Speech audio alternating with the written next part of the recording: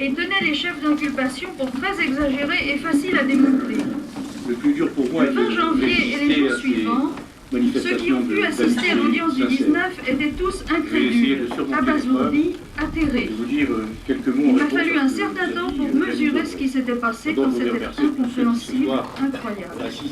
Depuis, des témoignages de soutien vous parviennent de toutes parts. Des associations locales, d'habitants du Reux et de l'agglomération, de vos collaborateurs, du personnel communal.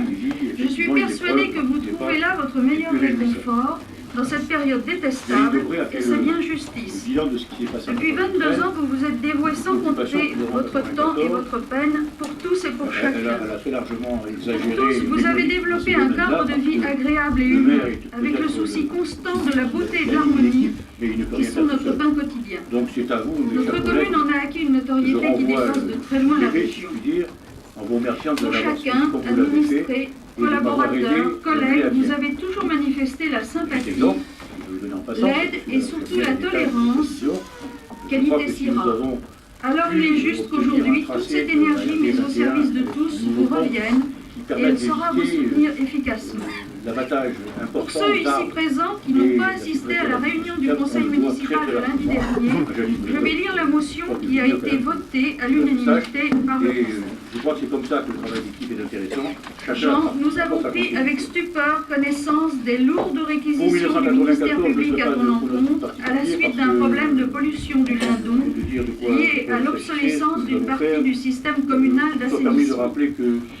Ceux d'entre nous qui ont pu assister à la comparution peuvent témoigner de la véhémence et de la partialité des accusations et tiennent à saluer ta dignité dans une épreuve marquée par le caractère infamant des sanctions demandées.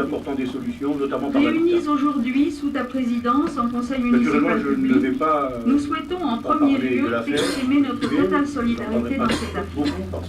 L'homme, Jean Auvergne, ne peut être tenu responsable de la pollution invoquée. Celle-ci incombe à l'ensemble de la population de la commune. Ton engagement personnel de longue date en faveur de l'environnement et du cadre de vie vaut à notre commune une notoriété qui dépasse parfois les frontières. Comment peut-on raisonnablement affirmer que l'on ne fait rien pour eux ou que l'on y fait n'importe quoi dans le cadre d'un développement anarchique? À ce titre, il ne peut considérer que tu es failli à ta fonction. Si responsabilité il devait y avoir, celle-ci ne peut être que collective, le maire ne disposant d'aucun pouvoir propre en matière d'investissement lié à l'assainissement. Plus fondamentalement, les réquisitions prononcées évoquent explicitement la possibilité d'une révocation du maire. Par-delà les clivages et divergences qui animent parfois nos débats, nous tenons ensemble à exprimer notre inquiétude devant une évolution qui peut porter un coup fatal à la démocratie locale à laquelle nous sommes tous attachés. Qui pourra encore, sans une forte dose d'inconscience, envisager de s'investir dans la vie publique locale au péril de sa liberté, de ses biens, de son honneur? Je vous ai personnellement à l'œil. Au regard de l'ensemble de ces considérations, tout en comptant sur la justice, nous te renouvelons l'expression de notre solidarité et t'assurons de notre détermination et de notre disponibilité pour engager toutes les actions qui pourraient s'avérer utiles à l'émergence de la vérité et au rétablissement de l'équité. Cette motion a été votée à l'unanimité par le conseil municipal réuni lundi. Je m'aperçois bien que si j'ai été marqué par ce coup-là, dans les jours, dans les heures que je suis venu, vos collègues s'en sont aperçus. Je profite de cette occasion pour annoncer qu'un comité de soutien est en cours de constitution et qu'une réunion se tiendra le mardi 1er février à 20h30 ici. Je demande à toutes les personnes présentes d'y assister et d'y amener leurs voisins, leurs amis. Mais alors si quelques tonus revient, la capacité de notre commune de se serrer autour de son maire et à ne pas accepter l'idée que le maire soit désigné par tout autre que la population. Ceux qui m'ont soutenu au plus près, tout de suite. Voilà pour la fête. On pourrait en parler encore et encore et on en parlera. Mais il faut ce soir évoquer des choses plus positives. De l'ensemble du département. L'année 1993 a eu un certain nombre de réalisations importantes pour la commune. D'abord, l'accélération de la première tranche du quartier des Champs-Frelons, qui se termine et va pouvoir prendre son visage défini. Que sont les associations. Le parti urbanistique devient lisible. Toutes associations confondues. Parmi les réalisations de 1993, 1993, je citerai pêle-mêle les 100 euros d'importance, le point d'information qui marquera l'entrée est de la commune. Les plantations, évidemment, son aspect définitif devront attendre des conditions climatiques meilleures. Et donc l'équipe de Michel Peffet va nous réaliser une belle entrée d'agglomération. D'ores et déjà, l'information des commerçants est en place et une vraie signalisation va être implantée dans les tout prochains mois. Le centre d'entraînement au rugby sera inauguré le 19 février. Mise à disposition de locaux pour les associations au Champ-Frélon. Aménagement d'un local pour les permanences sociales et autres, où les visiteurs pourront attendre plus confortablement et plus discrètement que dans le hall de la mairie, trop petit et trop passager.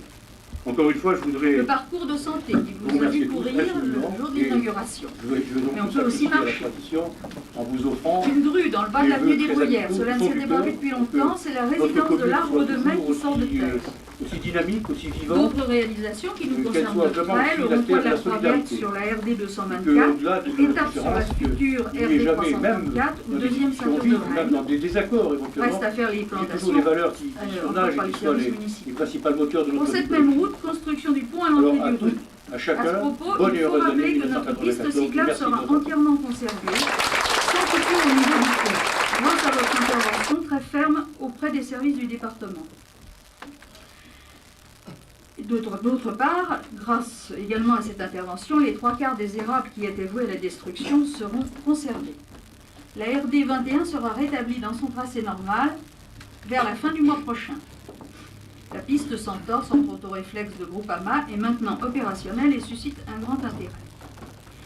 Début 1994, la maison d'accueil des personnes âgées, qui recevra un nom dans quelques jours, se terminera et ouvrira ses portes en mai.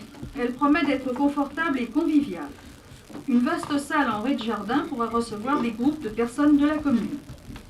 À proximité, la deuxième tranche du quartier des Champs-Frélon démarre et devrait être réalisée très vite. La troisième tranche est d'ores et déjà à l'étude. Le projet de réaménagement paysager de la Bouffière, après abattage des chênes malades, doit également se faire en 1994. Restent les gros dossiers. L'assainissement, pas encore techniquement au point, l'urbanisme commercial à la Croix-Verte et les interrogations sur le devenir du supermarché du centre-bourg. Ce sont là quelques dossiers seulement que je connais assez bien, il faudrait parler de tous les autres.